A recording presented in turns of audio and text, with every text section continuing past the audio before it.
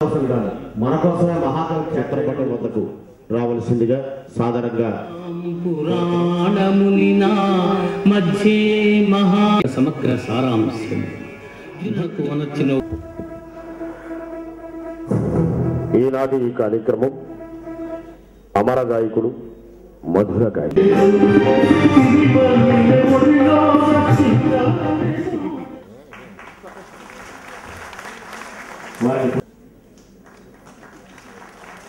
SV placements మహిళలు ఈ విరి పేరుని అంటే పోలగొట్టు ఇది సన్మాన కార్యక్రమం కనుక మనం అందరం ఉత్సాహంగా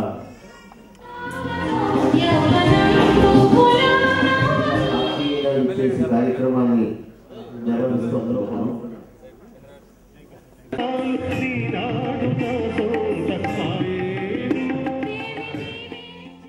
ఘంటసాల గారికి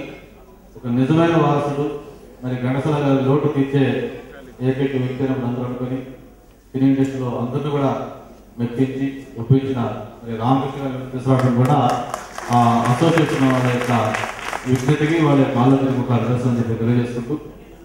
మరి ఈరోజు ఘంటసాల గారి గురించి కొత్తగా నేను మీకు చెప్పాల్సిన అవసరం లేదు. ఈ ప్రపంచంలో సంగీతం ఉన్నంత కాలం కూడా ఆయన అమరజీవి ఎప్పుడూ మన మనసుల్లో ఖచ్చితంగా ఆయన నిలుస్తూ ఉంటారు. అటువంటి అమరజీవి అమర గాయకుడు ఆయన యొక్క వర్ధనను కూడా ఇంత పెద్దతనం చేయడం నిజంగా సంస్కృతిగా